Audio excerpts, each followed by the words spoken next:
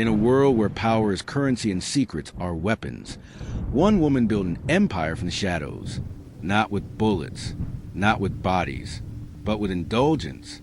This is the story of Mariana "Mara" Cruz, the woman who ran a billion-dollar crime ring with nothing more than food, addiction, and leverage. They called her Lady Mafia, but her real weapon was temptation. Mara Cruz was born in South Bronx, New York, daughter of an undocumented immigrant and a factory worker. She learned early that the world wouldn't hand her anything, so she took it, but not in the way you'd expect. While other kids were sneaking out to parties, Mara was hustling Dominican pastelitos from her aunt's kitchen at 13. By 17, she ran a full underground food delivery service for construction workers, night shift nurses, and late-night poker rooms. But her first taste of real money didn't come from what she served. It came from what she knew people couldn't stop consuming. By the time Mara was 22, she noticed something strange. Her best customers weren't broke college students or hungry nurses. They were wealthy men who would pay hundreds, sometimes thousands, for a dish they could have ordered on Uber Eats for $20. Because it wasn't about the food. It was about how she delivered it. Privacy. No questions. No paper trail. No wives involved. It started with food. But then came requests for other indulgences. Cigars from Cuba. Whiskey from Japan. Imported French cheese banned in the U.S. Caviar. Rare fish. Chocolates. Pharmaceuticals. And Mara realized she wasn't running a food business. She was running an appetite empire. Mara branded her network The Binge. It operated like Uber, but for vices. Late-night cravings, prescription highs, hard-to-find alcohol, even niche adult material. All delivered by trusted couriers, all wrapped in innocence. She never touched guns, never moved drugs. But by the time she was 27, her business had touched every corner of New York's elite underground. Wall Street execs, city council members, A-list actors, even a bishop. They were all clients. They were all hungry, and she knew every name. The FBI didn't know what to make of it at first. No violence, no overt threats, just luxury logistics run by a former culinary student with a clean record, until one intercepted delivery to a senator's yacht revealed encrypted QR codes containing access to secret files, blackmail, and purchase logs. And every transaction was traced back to LC Holdings, a shell company based in Delaware. LC stood for Lady Cruz.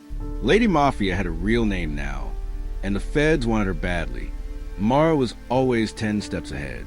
Encrypted phones, fake driver's licenses, dead drops in proxy accounts.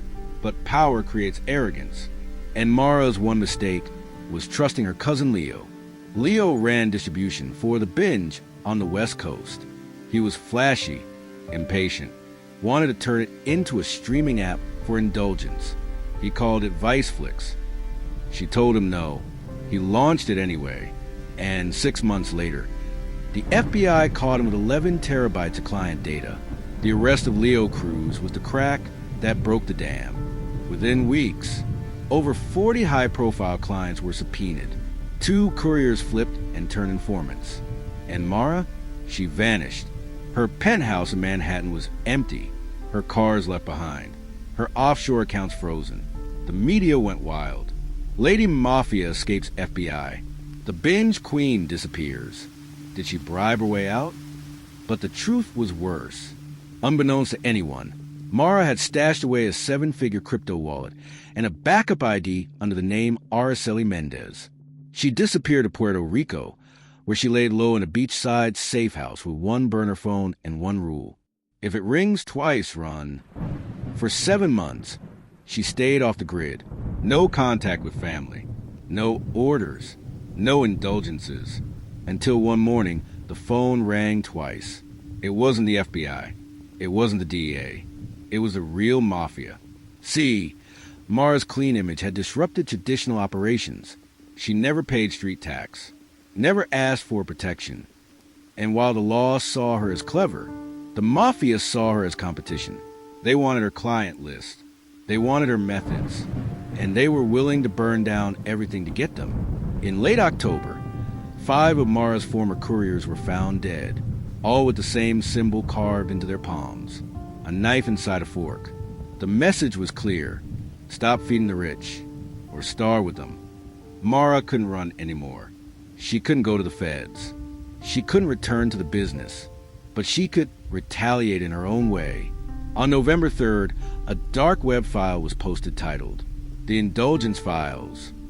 Inside, names, videos, audio, proof of criminal indulgences by over 300 elites, including judges, CEOs, and even 2 former presidential aides. No one knew where the leak came from, but one file contained a photo of a silver ring, the kind Mara always wore. The world went into meltdown within days. For resignations from Capitol Hill, multiple divorces, a major bank CEO fired, 2 clients arrested for trafficking exotic animals, and banned pharmaceuticals. Mara, still nowhere to be found, but her legend had only grown. 3 months later, a podcast host received an anonymous package. Inside, a USB stick and a handwritten note. The recording began. They call me Lady Mafia, but I was just your supplier. You were the addicts, and you thought because I was a woman I wouldn't win.